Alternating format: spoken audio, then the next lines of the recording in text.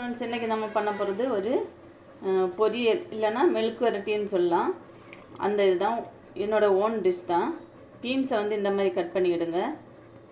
இவ்வளோ நீட்டாக கட் பண்ணிவிடுங்க. பூண்டு இடித்து வச்சுருக்கேன். பெரிய வெங்காயம் கட் பண்ணி வச்சுருக்கேன். ஒரே ஒரு பெரிய வெங்காயம். சூடாயிடுச்சு. இதில் கொஞ்சம் ஃப்ரை பண்ணி எடுத்துடணும். நம்ம டீப் ஃப்ரை பண்ண போகிறோம்.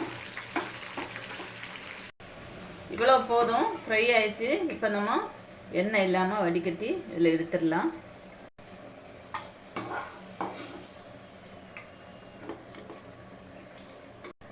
கடுகு போட்டுக்கலாம்,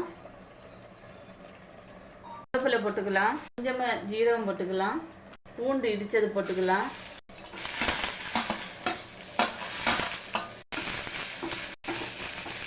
ஆனியன் நல்லா ஃப்ரை ஆகட்டும்.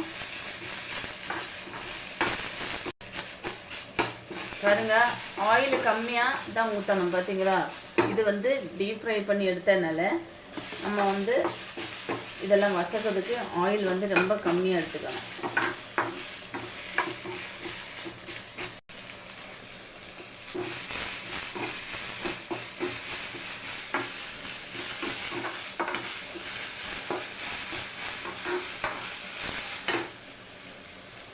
இப்போது பீன்ஸு போட்டுக்கலாம், உப்பு போட்டுக்கலாம், மஞ்சத்தூள் போட்டுக்கலாம், நம்ம ஜீரகத்தூள் வறுத்து பொடிச்சதை போட்டுக்கிடுங்க.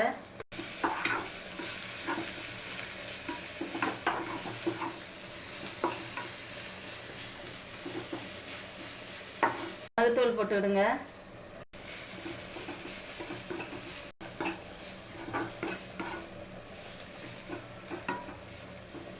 Soya sauce ஊற்றிக்கிடுங்க.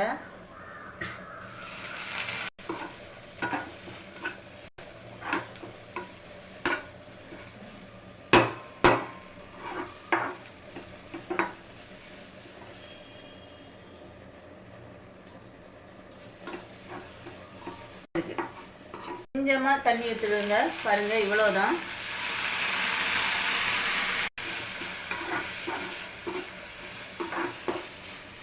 ஒரு 2 மினிட்ஸு மூடி விட்டுடலாம்.